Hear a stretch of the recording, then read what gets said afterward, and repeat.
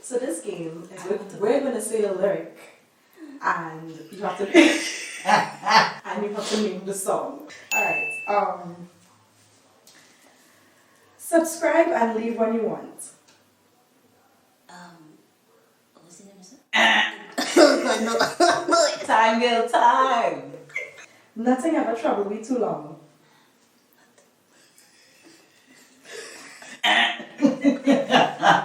Now one hour. Shit, that's a trial. We go already. Ready? The system ain't right. Yeah, the system ain't right. That's going to be hell already. Yes! I had to lose my mind to come to my senses. Goodbyes. That's a favorite song. That is That'll come. I'm Annalie Prime, and this is Local 868.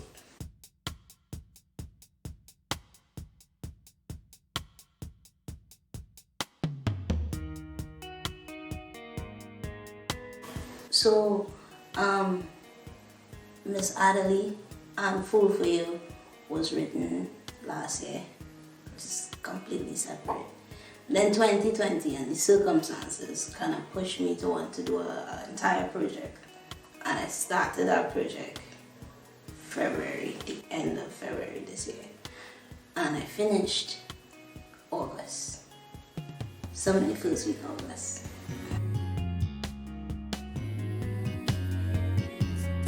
I was doing music professionally from 2015, somewhere there. I signed a label, a 4-song deal with a label called Tommy Boy. And things were going pretty good, right? And I was climbing uphill steady. But in the background, I had a couple issues to deal with. Mental, always mental. And I guess 2018 was like the peak of that. And I crashed and burned mentally, and I kind of just disappeared for 2 years. In between those 2 years is what the entire album is about. It's kind of a journey, and the track by track by track is a journey. So Intro to My Thoughts is every single day of my life. I wake up and you ain't shit, Annalie. Why are you doing an album, Annalie? This don't make no sense. He's not a mixing engineer. Why are you trying to mix? Why are you trying to do everything? You have no money to pay for any work to do. Just over and over and over, Intro to My Thoughts. That's probably the best way to start the album. Moko was a song to give like a background for anybody who was just tuning in, who just found me. Moko is kind of the history of me. It's terrible. I used to drink a lot, and I think that contributed to having obsessive thoughts. So I would probably so it'd be 3 of us drinking together, and you would go home, somebody else would go home, sleep well. I would not. I would be suffering for 3 weeks later, thinking, why did I do this? And just beating myself up about it. So I think Moko was probably a celebratory term for getting from that spot to being in a space that I'm more grounded, understand my spirituality more. That's where Moko comes in. Learning about Trinidad history, connecting it to my African roots, connecting it to my spirituality that I am now learning about. That's what Moko means. But that's the inspiration for the entire album. The 2 years was a journey to get back, or probably to just kind of strip away all the conditioning and bad learning habits, and yeah, that's what the entire album is about.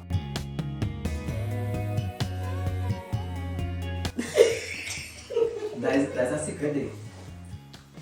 In my mom's closet. Yep. I recorded the entire album in my mom's closet. I would wait until she went out, like Pennywise or somewhere, with my sister, and then I would wait till my nephews are sleeping, and then I would like hang the clothes around me and set up the mic in between. Good stuff, good stuff.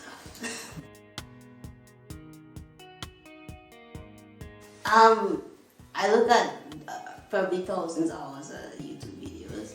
But before YouTube was this big popular thing and everybody had really nice equipment, I used to look at people doing it in their bathtubs and just like thinking about acoustics, thinking about killing the song. Every time I walked into my mom's closet, she had a kind of walk-in closet, the song would die. I couldn't even hear what was going on. It was like a vacuum. I feel like this is awesome. This is the best spot in the whole house. I think it's natural for me to find out about something and want to do it myself. That's really natural. That's the first thing that happens to me. Like I hear about something and I'm like, that's cool, I wish I could do it. And then I go try it. And I'll probably try it for a year until it happens. That's probably what happened with digital drawing. I had no idea it was possible, and then I saw it. And I started it probably 2018. I just kept on doing it. I am an obsessive person. I think I made that clear in the album. I obsess over thoughts and cleanliness and yeah. So I obsess over things until I get it done. This is probably why I know how to do a lot of different things within the musical space. The thing is, right, coming up in the music industry, I probably started about 2013 trying to reach out to people and meeting different people. The thing is, I don't want to say people discourage me, but there was always this little air like, you can't do everything yourself, right? Either because I'm a woman or I don't know, people just don't think that somebody should be able to do all of that. I have been discouraged, I would say it out flat. I've been discouraged a lot of times. But there's this artist, I don't usually follow these white rappers, but there's this rapper called Russ. He is a TuneCore artist. And I think when this guy came out, he received so much backlash for wanting to do everything himself. But his excuse was my excuse. He didn't really know anybody and he had no money to pay anybody. He had no money to go into the studio, so he learned everything himself. And just looking at him come from one spot to the next spot, mixing and mastering, and I was like, if he can do it, why I can't do it? You know what I mean? And I'm always about like big feminine energy in your face type situation. I'm like, if he can do it and there are people celebrating him for it, I'm like, I'm gonna do it too. And it was in the middle of COVID. I really didn't want to go by anybody. Song engineering, music production. I did that for a year at NESE. I forget what it stands for. National Energy something. NESE in Point Lisas. It's a trade school, but for some reason they had a music course. And yeah, that was the best thing that ever happened to me because I did that in a part of my life where I know exactly who I wanted to be, but I was kind of afraid. And to have this school that was connected to the government, because this is always my string of thoughts when I'm trying to convince my parents or something. Well, the government have it. They think is an important thing to do. So I was really happy that happened. I went to that for a year. And the teacher there, Christopher Morris, really just latched on to me and tried to push me to the stars because he was really excited. So that year was where all of my YouTube little details I was learning glued together and made sense. So yes, I did have formal training in song recording, music production. That's good. Right before I came, what was it? Oh man, I forget. That's why I record stuff. Oh man. I was thinking about a situation, or my sister was telling my mom about a dream that she had, and she said that she dreamt that all of us were packing her stuff up and that she wasn't there anymore, and she just went and lied down in her bed. And automatically I was like, ugh, so you died in a dream? And because I obsess again, this is the beginning of the process, obsessing over a thought. It's like, if my sister dies, that'd be devastating. And I was washing clothes and obsessed over it, and I started feeling something so intense that I didn't have words again. I had melody, and I started singing this melody over and over. By the time I was done washing, which was probably an hour later, I went upstairs and I had words. So that's how my creative process starts. Just obsessing over a thought or a feeling, and usually I don't have words, it just comes out in a melody. And then I'd get like 3 words or something. If it's something I feel passionate about, I would probably sit down and try to find chords, record that, and leave it and walk away from it. And if I remember it, that means I really want to do it, so I'll come back and finish it. That's the whole creative process.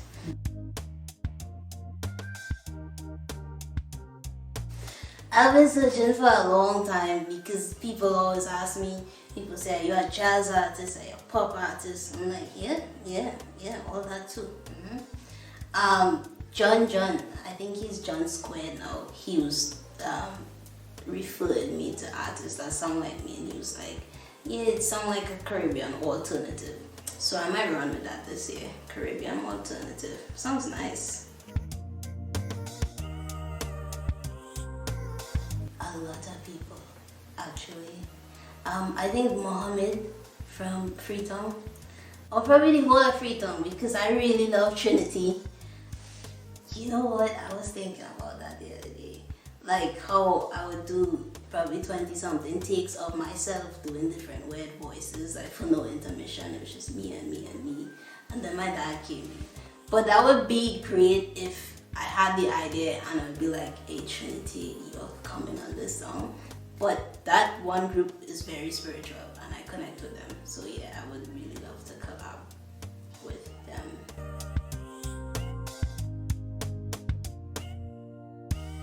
Ten years ago, when I was looking at independent artists and really admiring them, it seemed unreachable.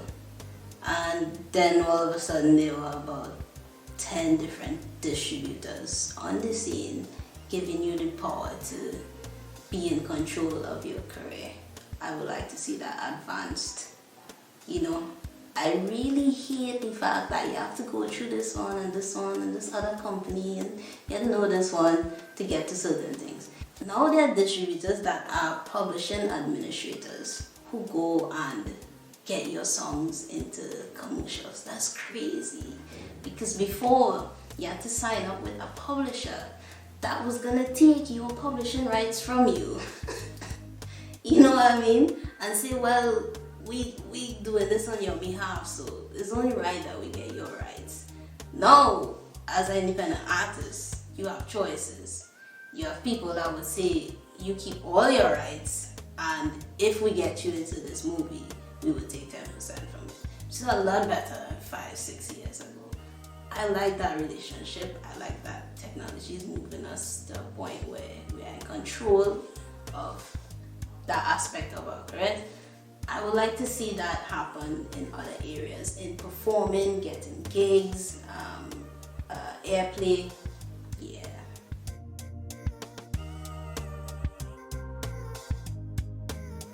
I would say the most important thing is to read. I think I have learned more in the past 2 years reading complete contracts or reading complete terms and conditions, which I never used to read before. I just used to press accept. I always have to go back 2 years before and compare it to now because I'm a totally different person. 2 years before I was confused about those topics. I still kind of don't fit into my family, but I absolutely love them because through everything, they're right there.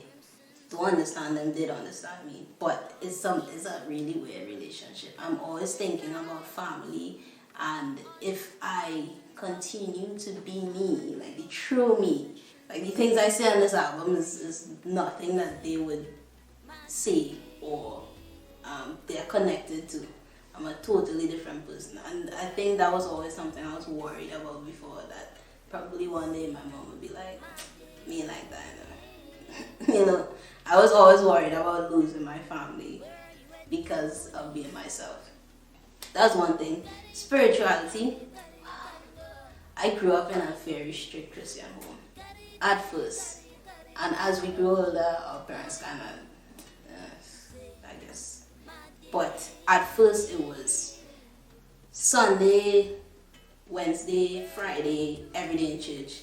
My dad is actually kind of a deacon, and my uncle is too, and my other uncle was the pastor of the church. My grandfather was a founder of the church. My whole life was church and Jesus. And spirituality is something, not spirituality, religion is something that bothered me my whole life. Because I am someone who don't like to just follow the rules, I like to know why it's there and who it's there for, that kind of thing. Me and religion real fight for my whole life. We real fight. And then like 2 years ago, I just dropped it. I was like, I trying to find spirituality. I trying to figure out who Annalie is and what works for Annalie. That type of thing. Family, religion. What was the other thing? The system. The system. In the 2 years, I have come to know the system as something that is intertwined with everything. And it upset me a lot. I think Disconnect really speaks about that. The system in my phone, like I forget to pay my phone bill and I almost lose my number that I had for 8 something years. And I was like, what madness is this? Like I had to keep paying this. I felt really trapped. In this album, it's not me really trying to figure it out. It's me figuring it out. And now I'm speaking about it. Now I'm saying, I love my family. I accept them. I know, because in goodbyes I said, I may have to leave them, but it's not I don't like you seeing. It's I have to walk this path on my own. Still love you seeing. I came to a conclusion on that. I came to a conclusion on my spirituality. Me and religion don't mix at all. I will figure out what works for me as I go along type thing, and I came to a conclusion. The system put it down.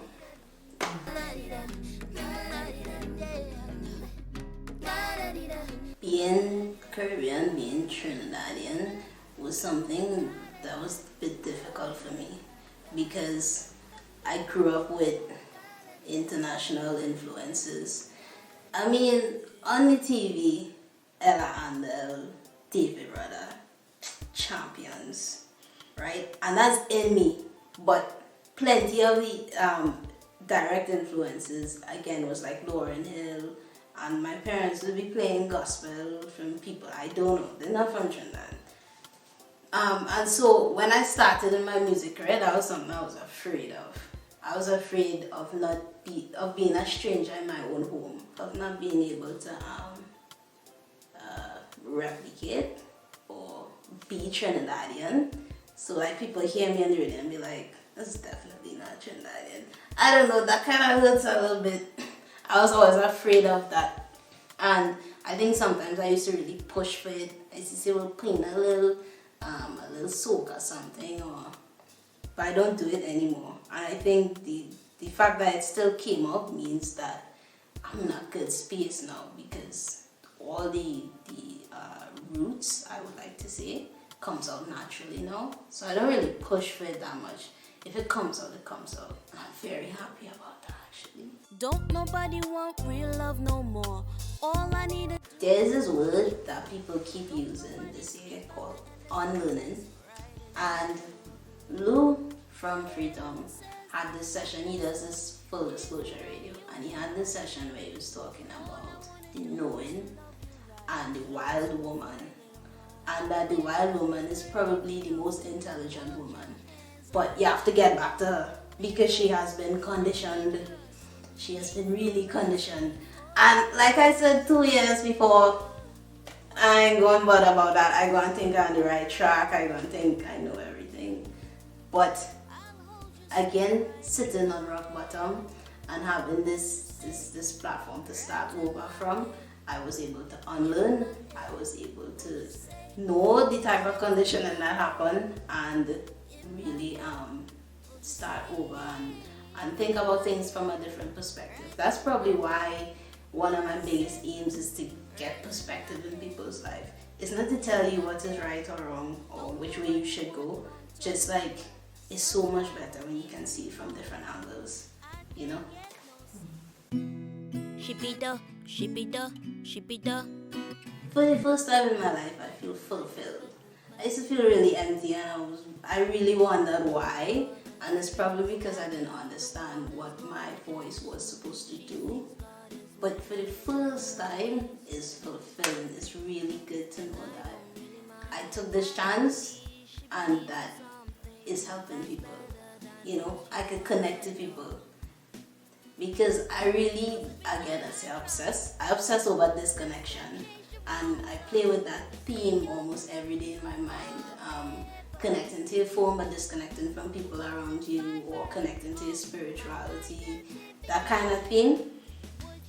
Wow, I just really love that it is connecting with people in ways that I probably can't do just so, you know, that's amazing. Every time I need to talk, nobody's listening. So 2 years ago, success was a lot of streams on YouTube, charting, getting awards, getting recognition. Now, I am at a space in my life where, I don't know, I see the whole world differently. And it's a whole spiritual movement with me now. And to be able to connect to someone, I remember someone was saying that every song makes sense in their life. It was telling me this. That's success for me. Because I see myself as a vessel now. Before I probably didn't really know exactly what I was doing. I was excited that I had these gifts. But now I see myself as a vessel. I see myself as someone, like my entire life purpose. The reason I'm here is to inspire people, to give people perspective in life, to help them from one point to the other. If my music can't do that, I'm sorry, I'm a failure. So the more people connect to my music, the more they feel like these little 3 words got them somewhere, got them through the day. That's success to me. All now I'm successful. So, like I was saying, everything is spiritual now. This album was supposed to be like a conclusion to my mental state. I wanted to kind of close off that era because I was really struggling with it for that 2 years, and I was really just back and forth. These things kind of solidified. This is how I feel. There's this process of journaling what you feel, because it just kind of swims in your head over and over, and writing it down puts it out and says, this is it. That was this album for me. So now that I know, well, I already know it, now that I've solidified that, next album is going to be very, very connected to Trinidad and Africa, and more of our spiritual vibes. It's gonna be really spiritual. But there are genres that I really love. Like I really love Afrobeats. I'm in love with reggae. I like blending calypso, older calypso. Chicken, chicken, chicken. Yeah, next album is vibes. Hi Trinidad and Tobago, it is Annalie Prime. My new album, I Think Too Much, is out now. But I was living in a country around. And baby, nothing ever trouble we too long. Hello, I am Annalie Prime. You're freaking Molly. Start with I am. Hello. No, start with I am. Hi Trinidad and Tobago, it is Annalie.